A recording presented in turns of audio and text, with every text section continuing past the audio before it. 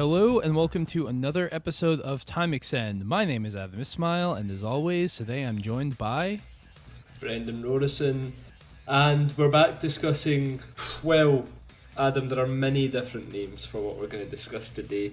It's a very strange series that has quite a history across every region, but for some people it might be penny racers, for others it might be gadget racers, for some people it might be road trip adventure in some cases.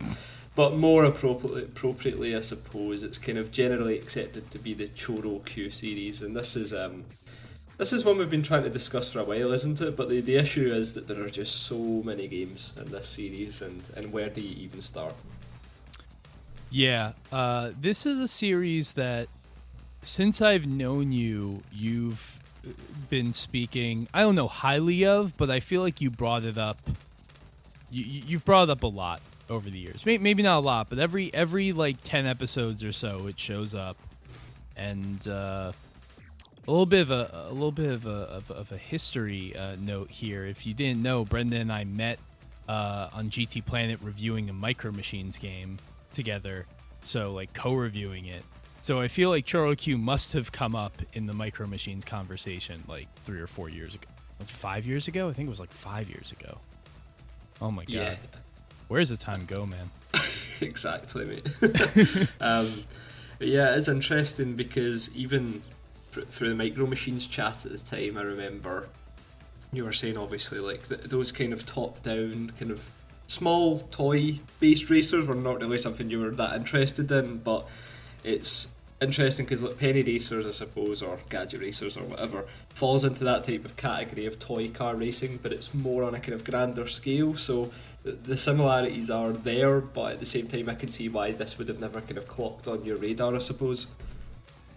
Yeah, the beauty of Choro Q and all its various names is that this is a typical, chase cam 3D perspective racer, which is, always something that I'm looking for. The top-down stuff I struggle with. And I was initially really excited to try these games because I think it was a Christmas episode where we were really getting into it, and we decided that we needed to do an episode on Choro Q. You were talking about the whole like attempt to try and make this like grand CarPG experience out of a game that's ostensibly about like, a toy line. And yeah. I thought that was really, really cool. Unfortunately, I played a couple of these games here and there, and I just could not bring myself to stick with the experience long enough to like get sunk into it.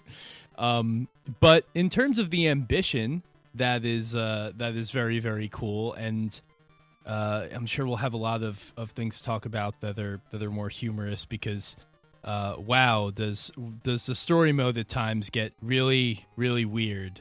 You keep retweeting every couple of weeks. I feel like I keep seeing the screen cap of the president from one of the games, and yeah, that's a whole Choro Q mood, as it turns out. yeah, absolutely. I mean, I think in total there's like 29 games as stands in this series, and in the way that they've tried to kind of create the game, each time they always change things up. So like you're saying, obviously there's like the story heavy ones in there. There's a very odd army themed one as well, that was actually branded in Europe not under any of the gadget racers, penny racers, road trip branding, which I didn't know was actually a Choro Q game until we started kind of looking into the games for this episode. And then of course you have the more kind of standard racing game type ones like on the GBA and such, and it's not really a surprise, I suppose, that maybe it didn't grab you that much, Adam, because the one thing about these games I would say as a whole is that the actual experience of driving and racing in them in the early hours is pretty bad. The game takes this idea of upgrading cars to a level that's almost parody in terms of the way the cars feel and drive. At first, to me, have always been very clunky and stuff across all the titles that I've played. And it isn't until you get those kind of late game parts and such that the actual handling engine shows what it has to offer. So, I mean, if the kind of general vibe of the game is already off to a bad start in terms of maybe trying to grab you from that perspective, I imagine the actual driving experience for the ones you did play perhaps wasn't to the standard that you would find enjoyable. Is that what the kind of main blocker was for you? Yeah, I guess at the end of the day, these all seem like very budget titles to me, which is fine. You know, I've liked some of those games over the years, but there just wasn't anything that hooked me. Now I went for more, and I didn't play a lot of these either, but I was more interested in how the series started. Whereas I feel like the games that you bring up are more the ones that came later and really tried to flesh out that world. So that might have something to do with it too.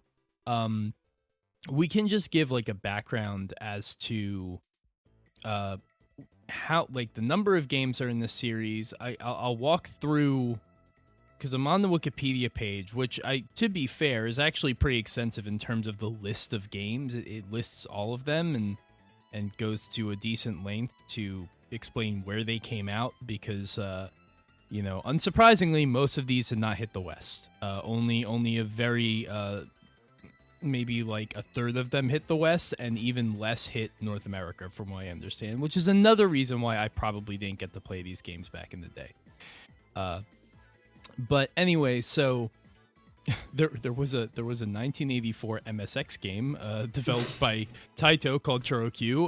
We will not be talking about that one because it's an MSX game. But the series really got its start in '96 with the first Choro Q, which was called Penny Racers in Europe. Now, Penny Racers is, as I understand it, the Western/European name for the Choro Q toy line. And yes, because we haven't really explained this, Choro Q is basically like, it's like chibi, Mattel Matchbox cars or something like that. So it's a general idea. But yeah, so it was Choro Q in Japan, Penny Racers in Europe, and this one I do not think came out in the US. So straight away, I don't think we got any Choro Q games in North America until like 3 years later with the N64 version. So that's not off to a great start. Yep.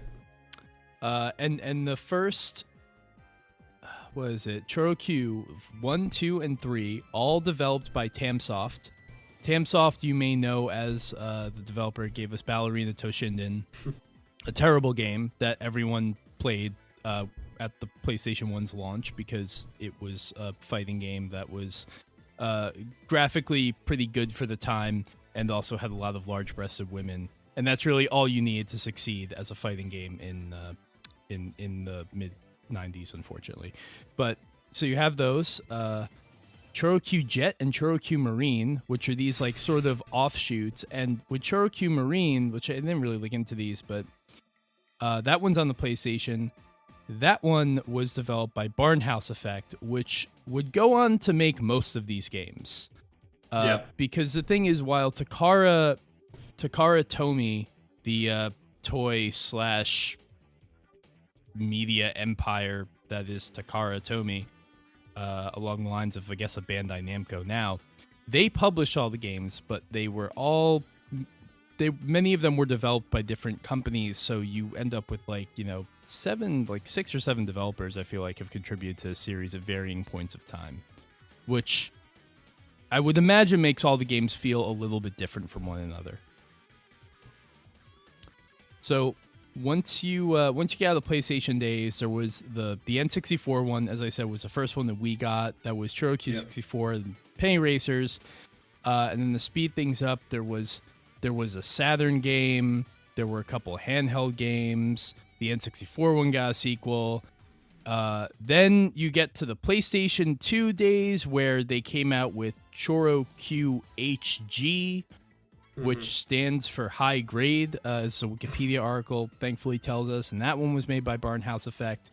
And the whole PS2 GameCube generation is, I think, what most people think of when they think of Choro Q. And that's where I got involved as well. Yeah. So Choro Q HG is where I actually kind of pick up the series. Somebody I knew had the GBA one, which means I had played that already. But in terms of where I actually get involved in the series, it really begins with HG. So you're correct there, Adam. Yeah. In North America, the first HG. So this was Penny Racers again in Europe, and what makes this really annoying is that I would imagine makes it annoying is that like there's been like 3 or 4 games just called Penny Racers in Europe, all referring to different generations and different iterations of the series. In North America, they called it Gadget Racers, which, as far as I can tell, is not anything. That's not a toy brand. I don't know what that is. They just thought it would be, I guess, more appealing to North American players. But for whatever reason, you had Choro Q HG2. Now there was a Game Boy Advance version in there as well, but HG2, which came out like a year or 2 later, that one they just decided to hell with the Penny Racers thing. We're gonna call it Road Trip, and then Road Trip Adventure in Europe. So I feel like they were really trying to throw every single thing at the wall to try and get Western audiences to pay attention to the series, and it never really worked, but they never stopped making those games and selling them here. Like, they tried so many times. It's almost, because like a couple episodes ago we did Runabout, and it was weird how there were a couple Runabout games that we didn't get, but for the most part we got all of them.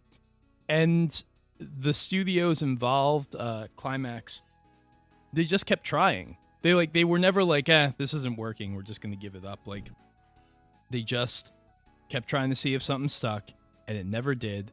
But God bless them. Because of that, we got weird ass Evangelion racing games, and Choro Q isn't even that far off the mark, to be honest.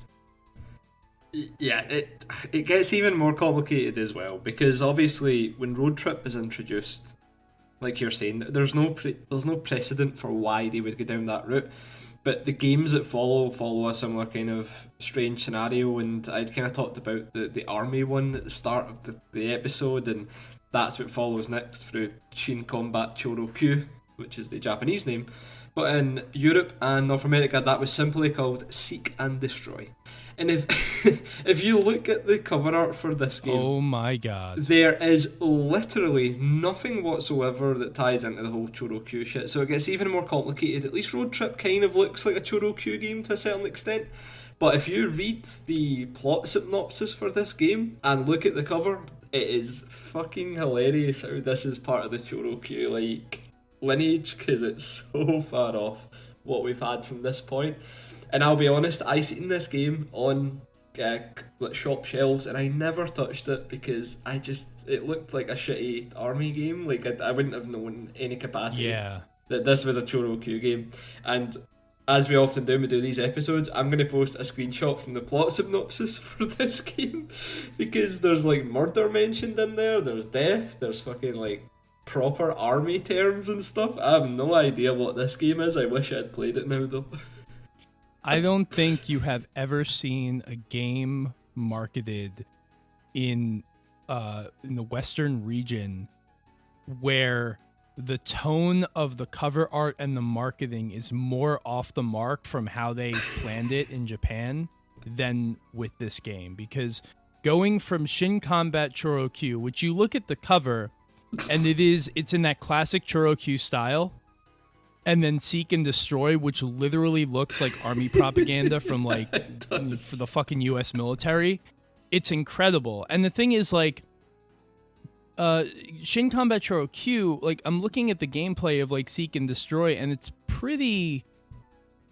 it's one of those things where it's like they could pass it off as like kind of a toy appearance, but really it's just because that generation everything was kind of dull and sort of looked like it could be made out of plastic. So it was actually a fairly, I mean, if they were going to make any Choro Q be like this super aggro hardcore thing, then I guess they picked a good one, because it's a game that involves tanks, but maybe unless you were really paying attention, you wouldn't know that it was supposed to be about like toys. Yeah, exactly. And oh man, like, at least in the US, it apparently had Takara's name on the front cover, but we had the fucking terrible Play It branding, like one of those budget ones that published a lot of these games. So like, there was no Takara branding at all. We had the same cover with the US flag and everything, the tanks. I literally just found out this was in the Choro Q lineage when we were doing research for this episode. I've seen this game many times throughout the years and never once clocked that it could be related to Choro Q. But once again, this just sums up the fucking madness of this series, and I think it's Choro Q HG4 that is simply called Choro Q in the US and Europe as well. So. Yeah, so it took them until very, very late to finally decide, to hell with it, we're gonna call this the same thing everywhere. It took them until 2003 in Japan, 2004 in North America, and 2005 in Europe. So there you go. And I think that one is generally considered the best, right? Although I do remember you speaking highly of Road Trip. Yeah. Well, like, it's funny. Like, for me, my favorite game is just regular HG, and then I quite like Road Trip as well, just because it's a good laugh. But the reason that I really like HG, as I'm sure we'll go into later, is that I like the whole kind of RPG stuff, but I like the fact that regular HG was more like a kind of diet Gran Turismo, almost like Gran Turismo for boys, that like idea Kaz had at some point. For me, that kind of resonates more with that. But to be honest, HG4 is probably, objectively speaking, the most full-featured of the games. But yeah, what a strange lineage this series has. It's certainly something. There was a DS game that was canceled, and then there was a Wii game which did come out and then was called Penny Racers Party Turbo Q Speedway. So they went back to Penny Racers at a certain point, which honestly, that seems like the inevitable thing to happen. You market a game for a decade as Penny Racers, and then you change the name to Choro Q. And even though it doesn't gain much steam as Penny Racers, like, that's what people know it as. So they kind of put themselves in this situation where it's like, you know, they have to go with this brand that they don't want to. And yeah, we haven't seen a console Penny Racers game since 2008, or Choro Q. So I guess the series is effectively dead. There was apparently an Android game in Japan in 2012, but you know, those barely count anyway. Ridge Racer had like 3 or 4 of those, and I can't remember the names of any of them, and they were all the same, so who cares? But yeah, that is the snapshot of the Choro Q franchise, and I don't even want to count how many games there are, but it's safe to say there are a lot, and Barnhouse Effect and Takara made a lot of them, made more than you would think. Exactly, and I think this is why when people say that they like Penny Racers, or I played that when I was growing up, it's near impossible to actually distinguish which one it was unless they're absolutely aware of it. Like, for example, when I refer to Penny Racers, I'm talking about HG, the first HG, but obviously that could be the GBA game, it could be the Nintendo 64 game. There's just so much like confusion going on here, and that's why you could spend a whole episode just talking about all these differences and such, especially given that from a developer's point of view, I mean, thank goodness we've got this Wikipedia page, because like Takara just seemed to kind of take credit for all of the games in terms of like as if they're the developer. You don't actually see the developer names at all in the opening boot up for a lot of these games. It's usually just the publisher and Takara that appear, or in the case of the Wii version it was Tomy at that point. But yeah, a very, very strange series with many, many different games, and all very similar games as well to a certain extent. It is one of these situations where if you don't like the general gameplay loop of these games, it's probably not worth playing the rest of them, and I think that's kind of where you found yourself, Adam, just based on what you were saying. Yeah, I also want to throw in there, apparently some of them were published by your favorite publisher, Brendan, Midas Interactive. So yes, there you go. Exactly. That's where a lot of my Midas interactions come from this series. But yeah, I think it was like Play It took it on from Road Trip, I think it was. So the regular Penny Racers games, or Choro Q HD ones, before they went the full car PG route, was published by Midas, and then I think Play It took over. But it's It's very fucking complicated. I've never heard. I mean, it's funny how you have these regional publishers. Like, there are some that we have in North America. Like, I don't know if you guys ever had Jester or Valcom, but I feel like what was published under Midas in Europe became Jester or Valcom when it came to the US. I don't know if they're the same company.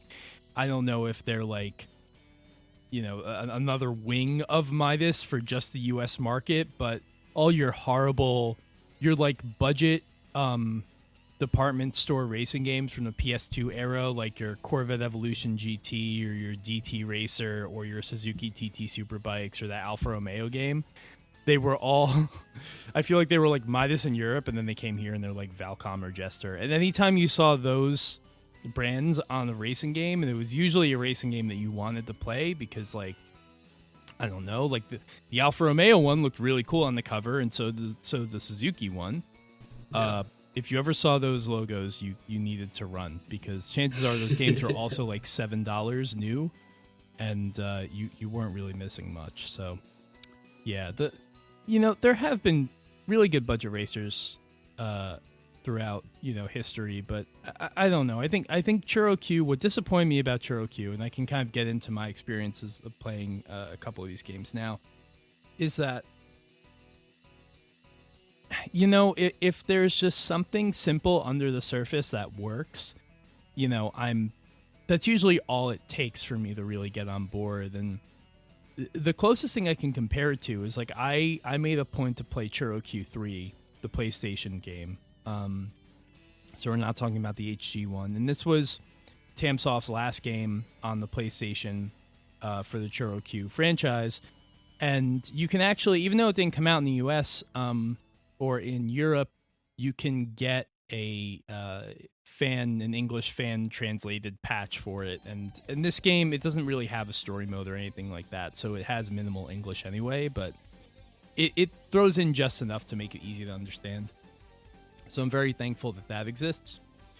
But I was thinking, like, okay, Choro Q3, this game came out in '98, so but at this point, it's kind of a little bit later. It's like midway through the PlayStation's life cycle, and these games probably look and play a little bit better now.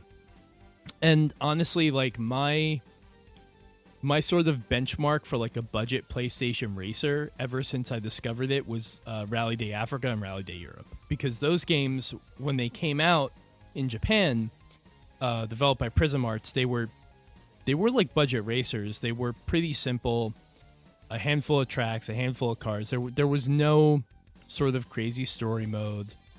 Very, very straightforward racing games, but they looked incredible and they played well enough, and they were just fun. And that's kind of what I was hoping from Choro Q, but I don't know. I think I just kind of have a dim view of everything Tamsoft did, because they just don't understand why they kept getting paid to make things back in the day. But excuse me. But yeah, Choro Q3, I wasn't really impressed. It starts out, and I feel like they change very little between the first three games, because they all kind of look the same. And it was just kind of one of those things where we tweak a few things, and then we throw it out there again as a budget title, and there's really no risk there involved, so why not do it? One of the cool things about Choro Q is that they go through a lot of different, like, classic Japanese sports cars and economy cars and stuff that maybe weren't as familiar to people in the West. So you have your, like, old school GTR Skyline, the KGC 10 or whatever. You have, like, an old Celica, but you also have, like, a Renault 5 Turbo. You have an NSX. You have I think there's, like, a BMW i7 in there. So the car lineup is quirky, and they all look very cute and, like, very on brand with, like, the way that the Choro Q vehicles look. But you go into the racing, and it's just not fun. The physics are, and maybe I'm missing the point just by, like, grading the physics of this game, but, like, it's one of those things where, like, something that they did a lot back in the 32-bit era, and something we talked about, I think, with was it MRC on the N64, but there are tons of games that kind of handle it this way as well. I think about Manx TT Superbike on the Saturn, but it's that thing where like you turn and like if you know you're using the D-pad and if you hold your thumb to the left or right for too long, the car just starts skidding in a way where it's not savable, and in a way where you're not drifting. You are just going to pretty much like just skid off the road, complete understeer, but your car's kind of sideways and you're just going to like spear off in whatever direction you were facing when that happened. It's the same kind of thing. So like usually with games like that, what I try to do is like sort of like tap steer. Like I can never keep my thumb down for too long, so I'll just kind of like do left, right. But then you don't really have enough grip to make the corner. So then I just ended up kind of like tapping the accelerator as well. So my car was doing this really jerky thing where it was like kind of losing it, but not. And I was hanging on the corner and it just wasn't fun. And then, you know, it's not punishing at all to hit opponent cars in this game. But if you hit the wall, your race is over. And the AI is very fast. So in all of those ways, it just kind of feels like a more miserable Ridge Racer because you have this really punishing collision system and handling you can't quite master, and it just contributes to like this not enjoyable experience. It doesn't even look that good. Like I was thinking like, oh, you know, PlayStation, sort of the PS1 graphical aesthetic should work so well for Choro Q, and it really doesn't. It looks fine. The cars look good, but everything else is just pretty lifeless. And yeah, that was the first one I played, and that was that didn't really set a good taste in my mouth. And then most of them, like, you know, I just kind of popped in, looked at YouTube videos because there are so many of these games, and yeah. I don't know. I wasn't really picking up on anything that changed. It's more like, and I think you kind of touched on this, while the gameplay experience stayed the same, what Barnhouse Effect, you know, which would later go on to make these games and stuff, what they focused on more were all of the things around the racing, rather than the racing itself, which, you know, is fair, I guess, for the kind of game that Choro Q is. Yeah, exactly. And I mean, I'm just having a look at 3. I think it's funny you make the Ridge Racer comparison, because I think 3's the one that actually has a Ridge Racer track in there somewhere on the actual soundtrack. I need to confirm that. But I'm pretty sure there's like a small remix of a Ridge Racer tune in there. So it's funny you make that comparison.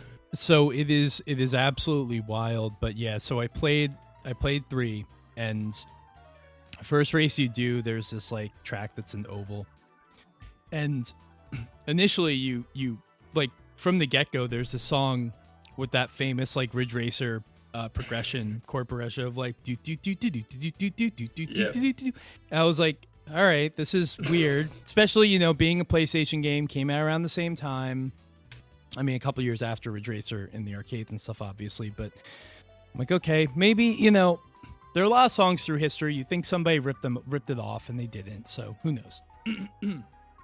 And then it gets to like the chorus part, and it is not exactly the same. There are some notes that are a little bit different, but the tempo is, you know, bang on with Ridge Racer, you know, with the song Ridge Racer from the original game.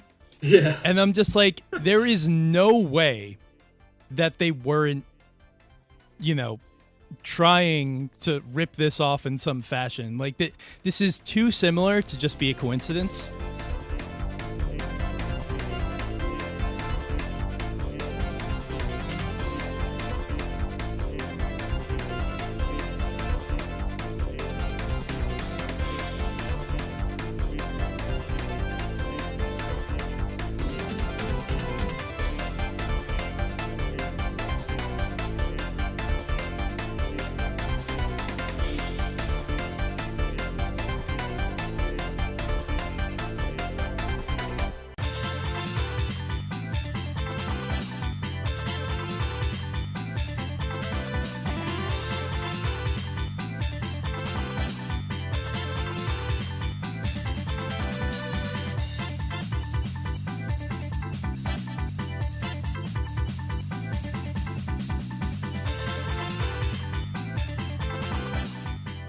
I went on YouTube and I found the song, which was even hard enough because, you know, these Choro Q games aren't really well known by anyone, especially the ones that were just in Japan.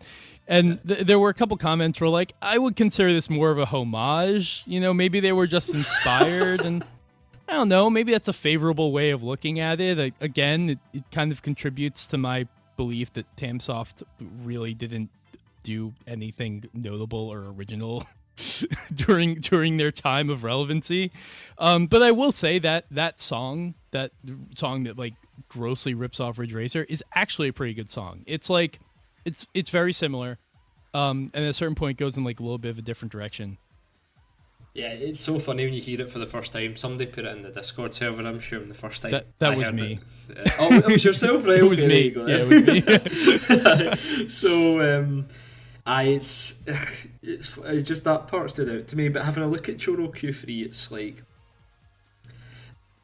and this is why it's funny that I quite like some of these games, because it looks like the type of Choro Q game that I don't really like or want to play. Like, I like Road Trip Adventure, for example, because of how silly it is and stuff, but ironically, like, whenever they kind of add that stuff on top and it becomes overbearing, that's when I kind of become bored of the series, for the reason you're saying, where the driving isn't actually that great overall. The reason, right. like, just to go into my experience of the ones I played, I like the GBA one, because I quite like GBA era racers, so it's very straightforward, typical type of GBA racer, and it's good fun. But for me, like, the kind of pinnacle of the series in terms of my enjoyment came from Choro Q HG, the original, because they basically took that kind of concept of a Gran Turismo game and ported it into a kind of budget racer, but did so in a way that stripped out a lot of the stuff that I get bored of in these games. So I don't care about like the kind of side quest stuff or the fun, losing that term loosely, mini games. I just kind of like that idea of buying car bodies and like upgrading them and like making these kind of toy cars look ridiculous with like monster wheels and shit. And I feel as if the kind of loop was very efficient and concise in the regular HG, where there was grinding involved, but it was always just through races. Like, you didn't have to do anything peripheral to that. And I just did really you have to run a script on your PC to do the same race over and over again? Exactly. I remember the director of the game put out a statement saying that they want people to feel that they really own these toy cars and you have to earn them even without the use of microtransactions. It reflects the real toy car market on eBay. Exactly. Yeah. But like the loop in the regular HG is one of my favourites in this series, because I feel as if it's concise and to the point, and then even visually speaking, once again, maybe this is more of a kind of grown-up thing that I preferred it this way and then I'm biased in a way, but I quite like how they try to ape that kind of simcade look as well to a certain degree in regular HG, where it isn't this overly cartoony looking game, but it's these kind of toy cars in realistic-ish environments, colour palette-wise and stuff, and a lot of people find it very boring looking HG, which is fair enough because it is a budget game, so it doesn't quite have that level of flair. Perhaps it needs to pull off that style. But this game for me was great because it was kind of what I think was missing in terms of like that type of Gran Turismo experience, where you can kind of downsize that experience and still have the main parts of it intact. And here, like, you have license tests that unlock certain races. The car body shop is a lot more fully featured than, say, the Q3 one that you were playing, Adam, and the parts shops, there's multiple parts shops and that sort of thing, which is pretty cool as well. There's endurance racing in there too with pit stops, which is good fun. And the different types of tyres and stuff you use impacts how kind of long you can go on certain stints before needing to pit, that sort of thing. There's just like that kind of level of depth that gives the racing that bit more excitement, and the loop of the game is so much more concise because it's done through menus. Hub worlds and stuff are fun, but for me growing up, this was always the kind of prime Choro Q experience, which is different to what a lot of people think, because they all love the more kind of dedicated RPG style of Road Trip. But when I look at like Q3, that is the type of game that I would have just ignored as a child growing up. But HG, or as it was known in Europe, just Penny Racers, it had enough of that Gran Turismo-ness about it that it really intrigued me. And then through replaying the games, this was the one that still took up the most of my time because it was just fun making certain builds of cars and stuff. The car list itself, in terms of the bodies that are here, are great because you've got the Stratos, you've got all the Japanese cars as well. You've got a lot of kind of Ferrari-like bodies and such. It's like, for me, this is the game that ticks the most boxes for what I look for in a racing game, but in a budget package as well. So it's not like it's not phenomenal looking, and the features aren't fully fledged.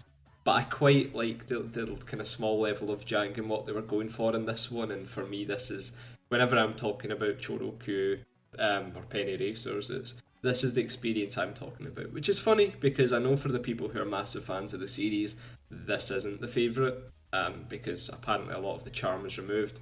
But ironically, for me, I love that idea of taking a concept of a much larger game and trying to fit it into like a toy car based racer. And that's why, look, for me, HG is the king for that. I quite enjoy the gameplay loop. It's not too long as well, which is great. And then even on the handling front, compared to something like Road Trip, I felt as if right from the off the cars were at least a little bit fun to drive, whereas later in the series, or maybe even before this one too, when you don't have any modifications and stuff on the car, it can be a real struggle, especially the drifting part that you were talking about, Adam, is still intact in HG as well. So when your car starts drifting, it's just a frustrating experience rather than a fun one. Yeah, I'm looking at gameplay of Gadget Racers, the US version of that game, and this being the PS2 one. And I feel like, I was probably more inclined to like the earlier, or as you say, the more streamlined. The games are more faithful to whatever you would say, the Choro Q brand is. But, this game really doesn't seem to... It just like throws everything at you. It's like it's not afraid. It's not afraid to be weird. It's not afraid to be over the top. I mean, I just watched somebody modified what looked like a Ferrari 330 P4, but I'm sure wasn't licensed, with like the legs of the robot legs of, like, I don't know, some kind of like robotic I don't know, tarantula or something like that.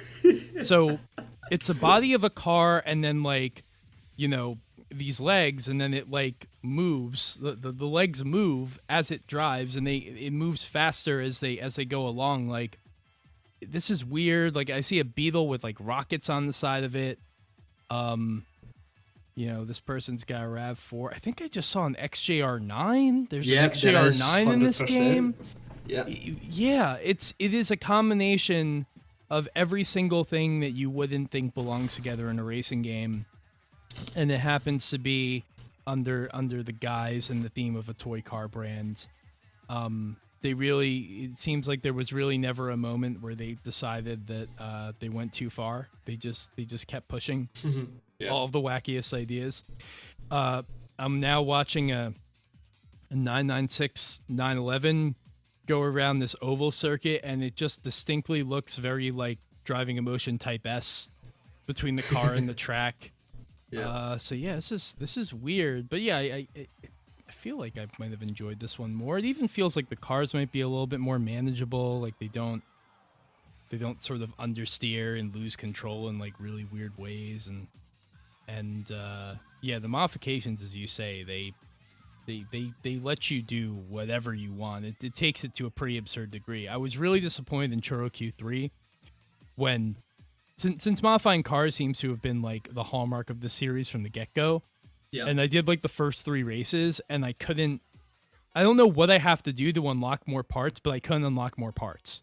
So, like, to even buy. I had this money, but I couldn't spend it.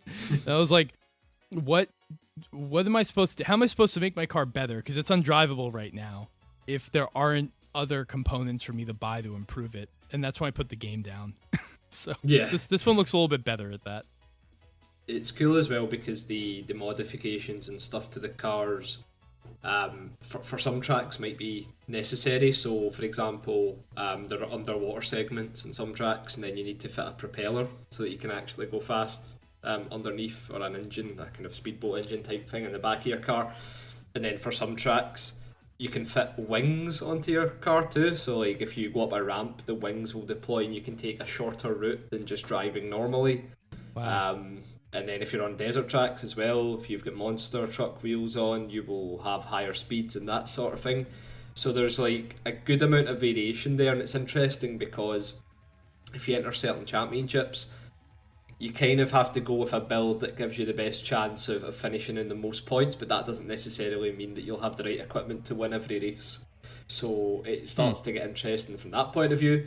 There are tournaments that basically look at the weight of your car, and if you exceed a certain weight, then you can't enter. So you have to kind of manage, oh well, I want to have this propeller, but then I'll have to get rid of the downforce like kind of kit I've put on the car and that sort of thing. So there's like a good amount of races and stuff in here that make it a bit more varied, and that kind of ties back into the endurance type racing and stuff I was talking about earlier, where it feels like in this game they were more like, what is it about a regular racing game that people enjoy? How do we apply that in a kind of Choro Q type way?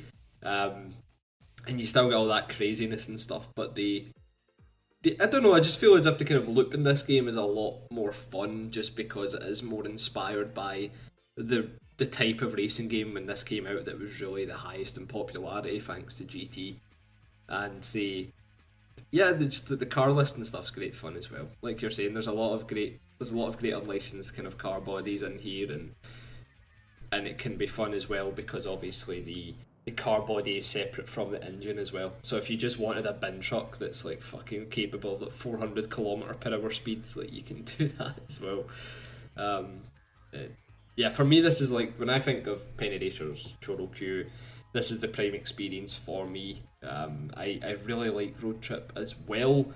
But there's a lot of the kind of peripheral stuff around the game that I find kind of too slow, too monotonous, and I think from a nostalgia point of view, those ones have a lot more character. I can get that 100%. This, like you've probably seen from the gameplay footage, it's not exactly a stylish looking game, this one, especially in comparison to Even 3, where that had a very distinct style. But there's something kind of likeable for this one for me, but it feels like they wanted to replicate that type of CarPG experience in a kind of Choro Q type way, and it makes it really fun.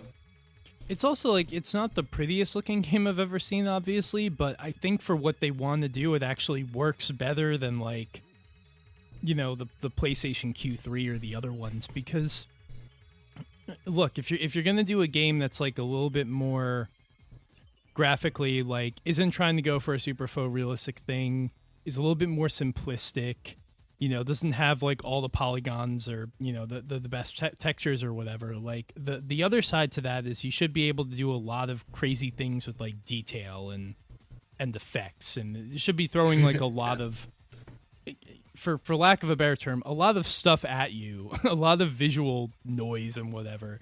And I feel like Gadget Racers / Penny Racers does that. Like, just between the way the cars look, as I said, you can put robot legs on your vehicle, you can drive a robot, like all of these things. There's a lot of cars on the track at one time. It isn't as much for detail or art style, but it does do a lot in terms of, you know, of giving you a lot, sort of fleshing out the world in a way where there are a lot of things to occupy it. And I'm watching this video. I have it going on in the background, and I'm watching someone customize their car, and they've basically applied, like, there's a solid rocker boosters on the side, there's wings on the top, there's other crap, and then they're just like changing the body. So every time they change the body, like all of these parts apply to whatever body they've chosen as their base. So this guy's going through a Toyota Yaris, a Pajero Rally Raid car. There's a Toyota Celica. There's a Suzuki Swift. There's like what looks like a London bus, an old Beetle, an old Mini, a 2CV. Like, and none of these things are licensed, and they're just all in the game. And I'm assuming eventually they'll get to the XCR9. I love games like this where you start playing, you go through, oh, look, there's just a fried shrimp for some reason. Okay. I love when you're playing games like this and you go through the car list and you never know what the next thing is going to be. You have no idea of what's going to be in this game, the next time that you scroll. It just seems fun and just completely unpredictable. Yeah, and that sums up this game because it by comparison to other games, it is slightly more kind of reserved in terms of there's no talking cars or president cars or anything like that. But that doesn't mean like things like the shrimp car body and the famous turkey dinner car body as well that you unlock for beating one of the harder license tests. Like all this type of shit's here. Yeah, the car list especially is just great fun because some of the choices in there do seem inspired by that idea that people love driving cars in games that they would never think they wanted to drive. And I think that's especially at this period of time, early PlayStation 2, kind of late PlayStation 1, everybody was curious just to see what car lists existed in games, and the selections here are kind of pretty inspired as well, I would say. Oddly enough, the series, if you want to consider it all one singular series, would get licensed cars in the Wii version. I've never played that, and apparently it's pretty bad in its entirety. But that game actually had licensed cars, so that would be the first time licensed cars actually appear. And it's interesting that's the case because I think like the Choro Q toy brand had real world cars available in toy form for quite the entire life cycle of the gaming series. So it's interesting that they never actually used that, but maybe it is because of the headaches of saying to a company, we're going to put a jet booster in the back of your car and skis and stuff. I don't know from a licensing point of view if that'd be a headache or not. Yeah, I mean, historically, car makers don't love to be, fun or, agree with what developers are doing, even if it serves sort of the flavor of the game. I mean, this is a type of situation where they absolutely have every incentive to just kind of go along with it. It's a toy car line. Everything's going to be very, very pleasant, very, agreeable probably for your brand. No one's going to try and make your car crumple and catch on fire and stuff. But, what car manufacturers and companies are, they don't like anyone to have fun because they're worried they'll lose money. So it is what it is. I mean, I don't think these games need it at all, especially because, like, clearly Takara was able to get away with putting these cars. It's not like some other games. Like, it's not like, say, like, I don't know. It's not like Burnout, where they have unlicensed cars and you can tell that they're clearly inspired by a real car, but they change enough things. Or I guess the perfect modern example of that would be GTA. It's not like that. Like, these cars are fully, like, Choro Q toy versions of existing cars. There is no mistaking, like, the Bug-Eye Impreza for the Bug-Eye Impreza. That's what it is. And when you consider, like, some of the weird cars that they tried to put in this game, as we were just talking about with PS2 penny racers, there's no other car that looks like an Alpine A110, so it's pretty obvious there. It's just funny, I guess, that they were able to kind of go along with the series all the way up until the end without really acknowledging that. But on a different note, I'm looking at footage of what was called Road Trip: The Arcade Edition in the US. Now, that one was just Choro Q, and it was Gadget Racers on the GameCube in Europe. So what was Gadget Racers on the PS2 in North America is a different game from Gadget Racers on the GameCube in Europe, and it came out later. And this was the first one I tried because I thought the visual style was like my favorite, and it's a little bit more. The cars kind of have this cell shade quality to them, so it looks. I don't want to say Auto Model Lisa because that would be too kind. It looks like GT Pro Series or GT Cube, like a little bit shittier, but that's kind of what they're trying to go for. And this game I actually. Because I played this like months ago. I remember we were doing we did the Christmas podcast, and right after I was like really curious to try one. Yeah. And I got right into it, and I was like, I don't enjoy this at all. This is not fun. It looks okay, but it's just not fun. Yeah. And I think, kind of revisiting all of this and beginning to see your point that it's like, these games aren't really fun to play when you're on the track. So to really extract the most enjoyment out of them, you have to play the ones that just let you do all the crazy shit with the customization. Yeah. Just really leave nothing off the table. And yeah, that's totally understandable now. I mean, this one has some interesting tracks, and like it almost looks like a Toy Commander type vibe. Like they're in like, it seems like maybe it's one of the only Choro Q games where they actually set cars in places that you would expect a toy car to be. So they're on like a living room floor. But then that's never really been my kind of thing either. So yeah, I mean, I guess the popular way to read all of this is that whatever your preference might be for a game like this, the series tried so many different things on the back of so many different developers with so many different visions that there should be one in here that you maybe like more than the others, even if it isn't like going to be one of your favorite racing games of all time. There's like each one is kind of going for a different thing, and you're bound to find one that you favor a little bit more than the other ones, and I guess that's kind of neat. Yeah, exactly. That's it. They tried loads of different stuff, and I think that's why one of these appeals. And you can go to any YouTube video, and the top comment is always, "This is so underrated." Like every time, there's always somebody saying that for one of these games, and that kind of highlights the point you're making. And to be honest, I don't really know if I agree with that sentiment either. I think these games are perfectly fine for what they are, and for me personally, I'm of the mindset with this series that if it wasn't for, and a lot of the games, these kind of real world-ish looking cars, I don't know how much I would have actually enjoyed it, because for me, like you were saying, Adam, like the appeal is having these toyified versions of real vehicles and being able to modify them and just have a bit of fun with them. So if the cars looked so entirely fictionalized, I don't think I would have been as interested. But I think like the appeal for me was always this idea of having real world cars shrunk to these Choro Q sizes, and having fun just modifying them and putting ridiculous engine parts and stuff in, and having that level of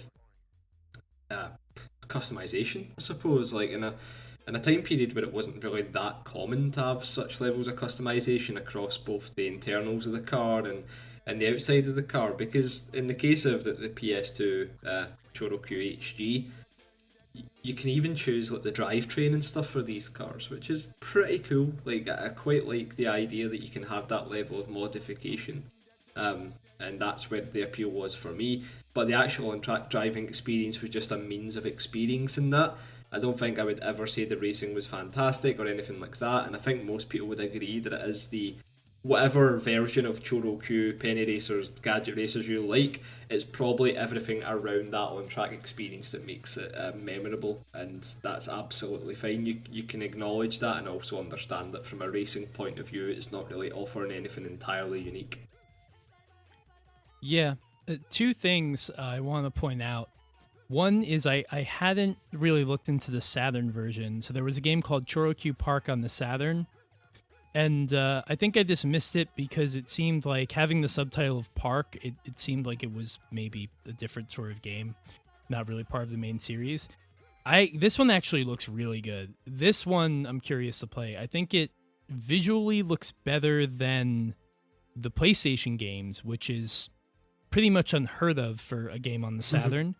The art style is really pretty, and it looks like it reminds me a little bit more of Rally Day Europe, but also reminds me a little bit more of like if you ever played on the N64 or are aware of it, Snowboard Kids, like that's kind of the art style, and yeah, I can see that. It really fits Choro Q. There's like it's also more of like it looks like it's more of like a kart style game in terms of like combat and pickups and shooting other people with weapons and stuff. It's a game on the Saturn, and they rightfully put a Lancia Delta Integrale in it. Yes. It looks really charming, and I wanna try it out. That was kind of the first thing I wanted to note. The second thing I wanted to note was, and I saw this last night when I was doing a little bit of research. ever seen the introduction to Choro Q HG4? I haven't actually. No. So Should I look this up? Yeah, I want you to look it up because we're almost going. I mean, it's not enthusiast level lunacy, but it's not far off. There are these words that pop up on the screen. Some of them look like they aren't real. Oh wow, yeah. Yeah. Holy shit. We get a close up of the cars in the audience on the grandstand, chilling with their drink of motor oil, because that's the refreshment that the car enjoys when it's watching other cars race. It's one of those things that really makes you sort of question like this world and like how it exists, and the fact that there are no humans in it, and the dynamics of the society and everything. In a very short amount of time, it's very strange. I recommend everybody watches it.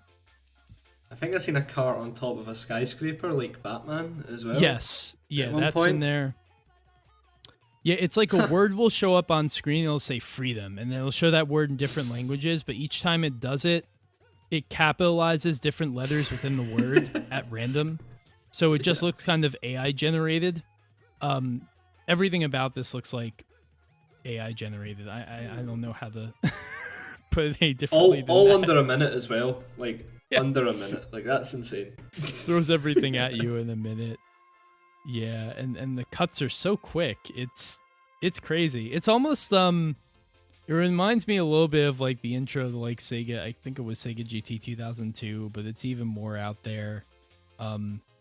Just the visual style of like words, close-ups on cars. We're superimposing a bunch of things over each other.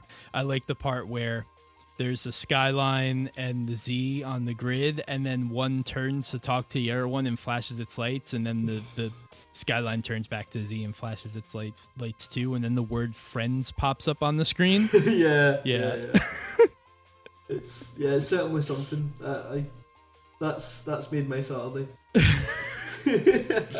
We'll post it up on the Twitter too, so people can see it. But got to do it. Yeah, I want to try a Saturn one though, and I do want to try.